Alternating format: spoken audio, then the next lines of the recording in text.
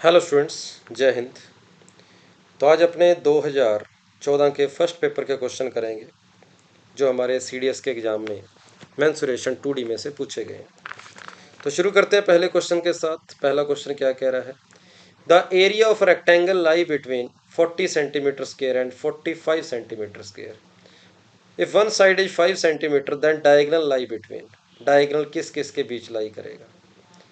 तो अगर एरिया 40 से 45 के बीच में है और लेंथ की वैल्यू आपके पास 5 सेंटीमीटर लेंथ की वैल्यू, तो ब्रेड्थ आपको पता ही है 8 होगा या फिर 8 से 9 के बीच होगी, क्योंकि 8 इंटू 5 40 होता है, 9 इंटू 5 45 होता है। तो अगर लेंथ और ब्रेड्थ जो है 5 और 8 लेते हैं तो हमारे पास जो डायगोनल आएगा, डायगोनल एरिया ऑफ रेक्टेंगल है, वन ऑफ साइड इतनी है, देन डायगोनल, डायगोनल किसके बीच लाई करेगा? तो डायगोनल आएगा अंडर रूट के अंदर इसका स्क्वायर प्लस इसका स्क्वायर, 25 प्लस 64, जो कि √89 है।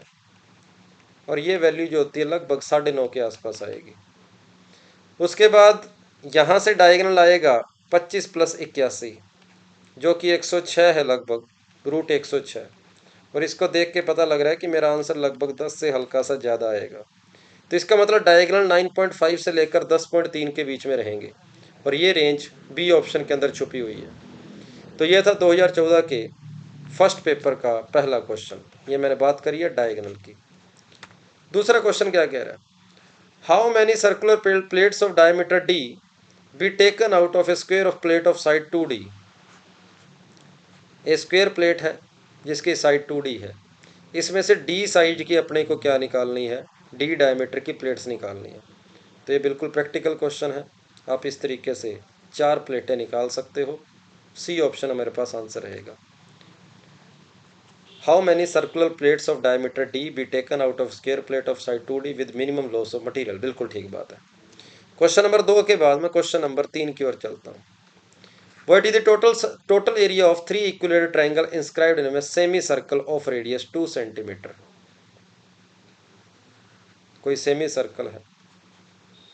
What is the total area of 3 equilateral triangle? 3 equilateral triangle बनाने हैं, 3 equilateral triangle. What is the total area of 3 equilateral triangle inscribed in a semicircle of radius 2 centimetre? तो इस तरीके से बनने चाहिए इक्विलेटरल ट्रायंगल, कुछ इस तरीके से, कुछ इस तरीके से। ये 3 इक्विलेटरल ट्रायंगल हो गए। ये भी सर्कल की रेडियस के बराबर है, 2 2 2 2, ऐसे 3 इक्विलेटरल ट्रायंगल हो गए। ये भी 2 है, ये भी 2 है। उसने पूछा what is the total area of 3 equilateral triangle inscribed in a semi circles of radius 2 centimetre? तो हमें इन तीनों का टोटल एरिया निकालना है। तो एक का एरिया निकाल कर 3 से मल्टीप्लाई कर देते हैं। तो 3 से मल्टीप्लाई कर दिया, √3/4 ऑफ साइड का स्क्वायर, साइड 2 है तो 2 का स्क्वायर 4। तो मेरे पास टोटल एरिया हो जाएगा 3√3 सेंटीमीटर स्क्वायर हो जाएगा। तो ये डी ऑप्शन अपना आंसर रहेगा। उसके बाद क्वेश्चन नंबर 3 के बाद क्वेश्चन नंबर 4 की ओर बढ़ते हैं। The area of A sector of circle of radius इतना एज इतना, लेंथ ऑफ कोरस्पॉन्डिंग आर्क। तो एरिया होता है r² θ/2। इसकी वैल्यू आपको 72 पाई दे रखी है, 72 पाई।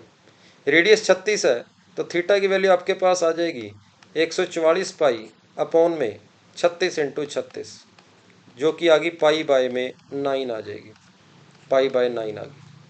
अब आर्क लेंथ होती है r थीटा, r 36 है, थीटा आपने पाई बाय 9 निकाल लिया, तो आर्क लेंथ की वैल्यू आ जाएगी 4 पाई। तो इस क्वेश्चन का आंसर रहेगा डी ऑप्शन। सेक्टर के एरिया से हमने थीटा निकाल लिया, फिर हमने आर्क लेंथ निकाल ली। क्वेश्चन नंबर 4 के बाद 5 की ओर चलते हैं। A square is inscribed in a circle of diameter 2a।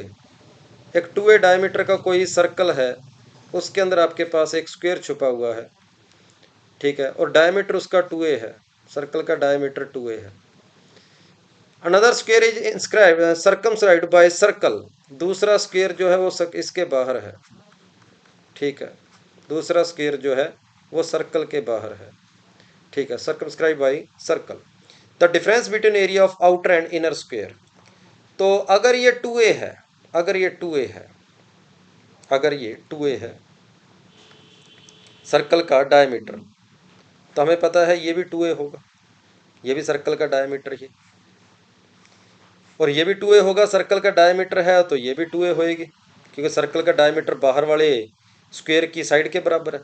तो बाहर वाले स्क्वायर का एरिया हो जाएगा साइड का स्क्वायर 4a स्क्वायर, माइनस अंदर वाले छोटे स्क्वायर की बात कर लेते हैं।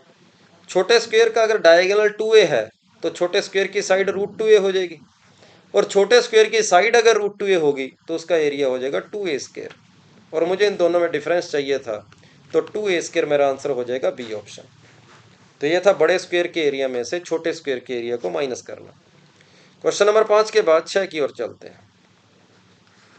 एबीसी जे ट्रायंगल राइट एंगल एट ए, और ए बी और ए सी आपको दे रखी है 6 और 8 है, तो ये 10 हो जाएगी। ए पर राइट एंगल था आपके पास। Semicircle drawn outside the triangle on A B A C and B C as a diameter, एक ऐसे बना दिया, एक ऐसे बना दिया, एक ऐसे बना दिया, ठीक बात है।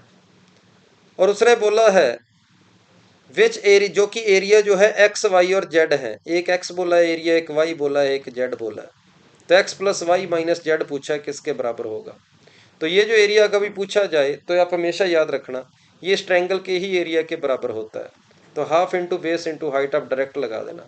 8 6 48, 48/2, 24 आपके पास इस क्वेश्चन का आंसर रहेगा। ये जो x plus y minus z की वैल्यू आई है वो आपके पास हाफ इंटू 6 इंटू 8 आ जाएगी।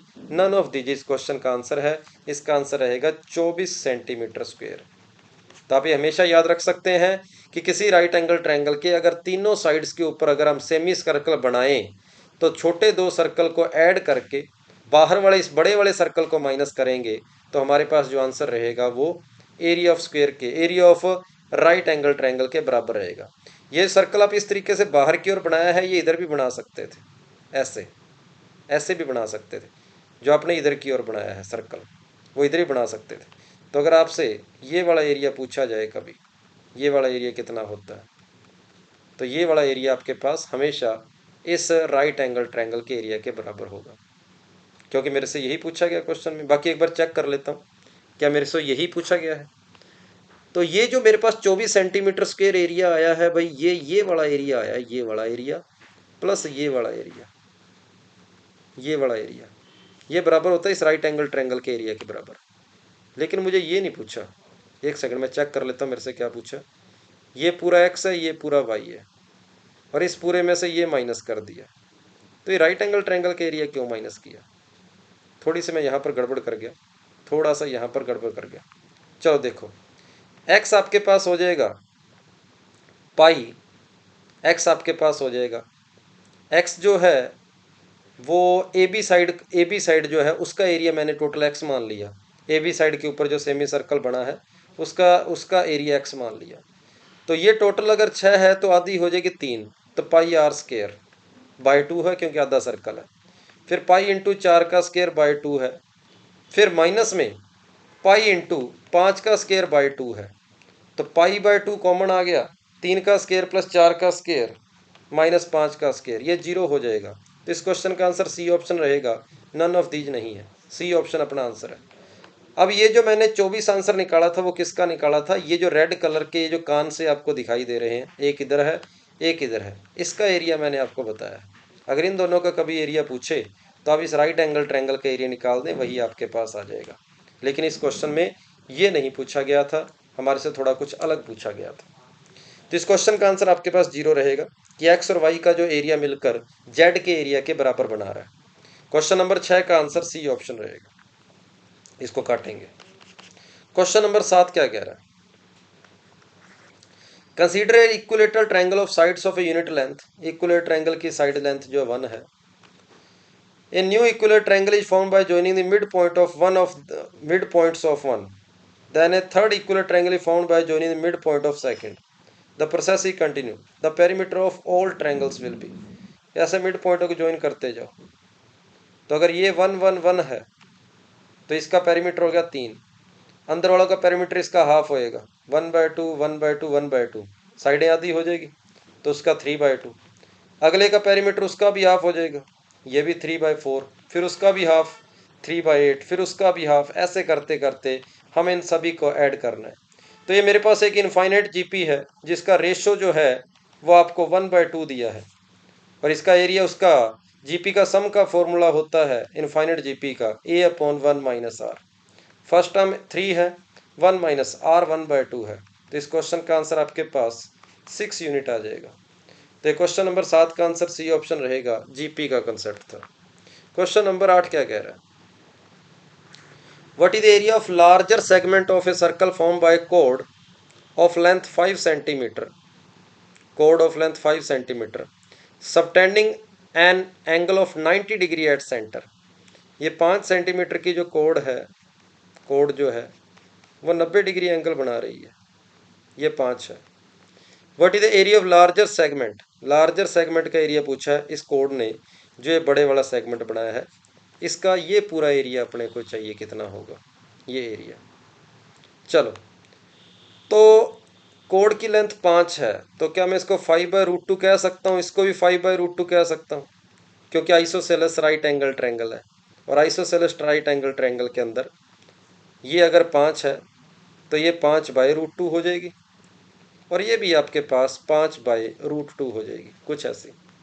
ठीक है, तो पूरे सर्कल का एरिया हो जाएगा πr²।